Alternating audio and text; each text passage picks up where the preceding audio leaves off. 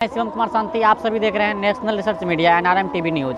और जैसा कि आप सभी जानते हैं, मैं सहरसा जिला में अभी आया हूं और यहां पे एक सलखुआ प्रखंड के अंतर्गत कोपरिया पंचायत में संत मत सत्संग का भव्य आयोजन किया गया था। और यहां पे बहुत सारे साधु संतों का आगमन हुआ और यहाँ पे उपस्थित हुए हैं सत्संग को सुनने के लिए। और यहाँ पे आचार्य श्री का आगमन हुआ है और स्वामी जी महाराज का यहाँ पे आगमन हुआ कोपरिया पंचायत में, कोपरिया गांव में। तो आज बाबा से हम लोग जानते हैं। स्वामी जी, आपका स्वागत है हमारे चैनल पे। ठीक है, आपको भी बहुत बहुत धन्यवाद है कि हमारे सत्संग के कार्यक्रम में आप दूर दूर तक इस सत्य के संग को, लोगों को सत्संग के संबंधी बातों को सुनाने के लिए आए हैं। और बाबा, हम चाहते हैं जो सबसे पहले अपना परिचय दे दें। मेरा नाम है स्वामी अनुभवानंद और केंद्रीय आश्रम महर्षि में ही धाम मनियारपुर बांका जिला में, और यहाँ सहरसा जिला में सौर बाजार में भी आश्रम है।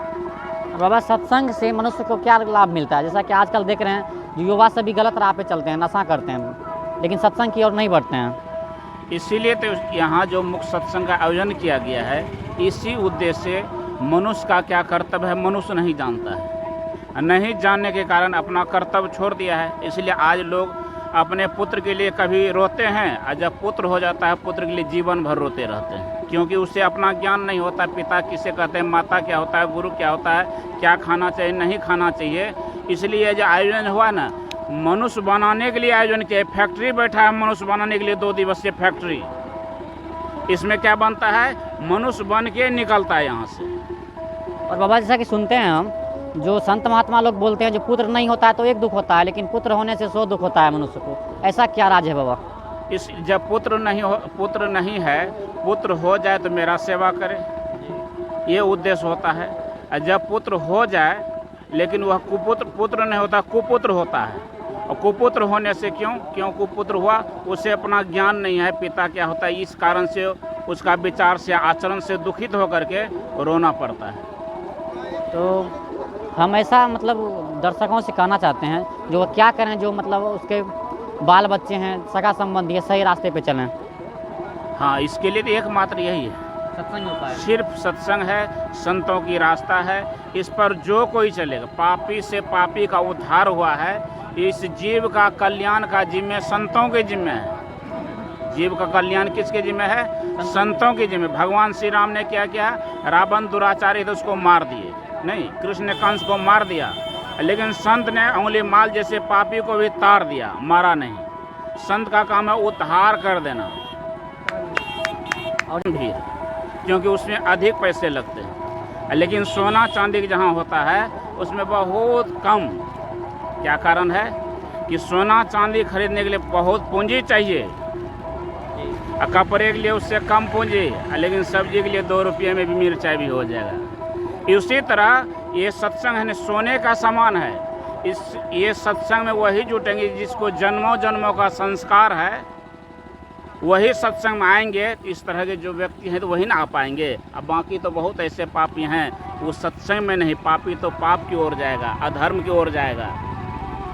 और महाराज जी, जैसा कि बहुत सारे लोग तो सन्यासी नहीं बन सकते हैं, सत्संगी नहीं बन सकते, लेकिन गृहस्थ आश्रम में रहते हुए क्या करें जो मतलब भवसागर पार कर सकते हैं और उनका कल्याण हो सकता है? हम लोग जो यहाँ आए हैं इसी उद्देश्य से। बहुत लोग कहते हैं कि कहीं तीर्थ में जाना पड़ेगा, कहीं धाम में जाना पड़ेगा सत्य मार्ग चलने के लिए, लेकिन हम लोग यहाँ आए हैं बताने के लिए सत्य रास्ते पर चलने के लिए। सत्य का रास्ता संसार में कहीं नहीं है, सत्य का रास्ता बाहर कहीं नहीं है।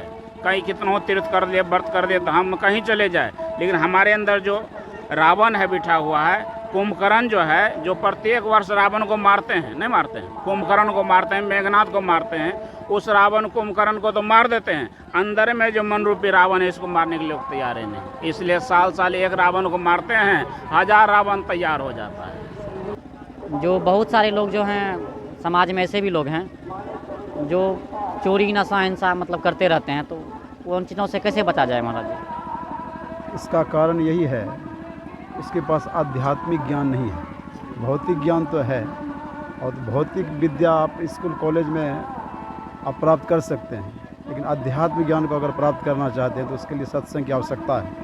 क्योंकि रामचरितमानस में लिखा है, बिनु सत्संग विवेक न होई। संसार की भौतिक विद्याओं का अध्ययन करने से आपके बुद्धि का विकास होगा, मतलब कि आप बुद्धिमान हो जाएंगे आप, लेकिन विवेकवान नहीं होंगे। विवेकवान का मतलब है कि सत्य असत्य का ज्ञान, सत्य क्या है और असत्य क्या है, मानव का भोजन क्या है और राक्षस का भोजन क्या है। क्योंकि बाबा कबीर ने कहा जो मांस मछली का भोजन करते हैं वो राक्षस का भोजन है। क्योंकि रावण भैंसा खाता था और मदिरा भी पीता था।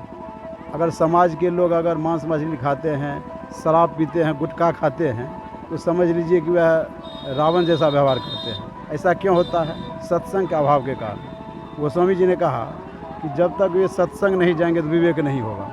इसलिए सबों को सत्संग जाना चाहिए। और हमारे समाज में कुछ ऐसे भी लोग हैं जो अपने बाल बच्चों को सत्संग में जाने नहीं देते हैं। दूसरे कार्यक्रम हो तो उसमें भेज देते हैं, रोकते नहीं हैं, लेकिन सत्संग में जाने से रोकते हैं। उसके लिए क्या कहना चाहेंगे? ऐसा जैसे भगवान शिव का कहना है कि गिरजा संत समागम समनो लाभ कछुआम, बिनु हरि कृपा न हुई सो गा वहीं वेद पुराण। जब तक ईश्वर की कृपा नहीं होगी तब तक वे सत्संग नहीं जा सकते। जैसे भगवान श्री राम ने भी कहा कि पुण्य पुंज बिनु मिले ही नो संता। जब तक पूर्व जन्म का पुण्य संस्कार संचित नहीं होगा आप सत्संग नहीं जा सकेंगे। तो लेकिन अगर ऐसा मन नहीं करता सत्संग जाने का, लेकिन जिसके माता पिता संस्कारी होंगे, जिसके पास आध्यात्मिक ज्ञान होगा, तो बच्चे को भेजेंगे वहाँ सत्संग में और तब उसको जानकारी मिलेगी। नहीं जाने का कारण यही है कि पूर्व जन्म से जो है वो कुसंस्कार पड़ा है। जैसे भगवान श्री राम ने कहा यह जीव 84 लाख योनियों में भटकता रहता है, गधा, घोड़ा, चिल्लर, मच्छर, कुत्ता, भैंस के शरीर में। तो यह जीव जो मनुष्य के शरीर में आया है, तो ईश्वर ने कृपा किया है। कभी कभी कृपा कर देते हैं, जीव 84 लाख योनियों में भटकता रहता है, तो परमात्मा कृपा करके कभी कभी मनुष्य का शरीर दे देते हैं। लेकिन कुत्ता के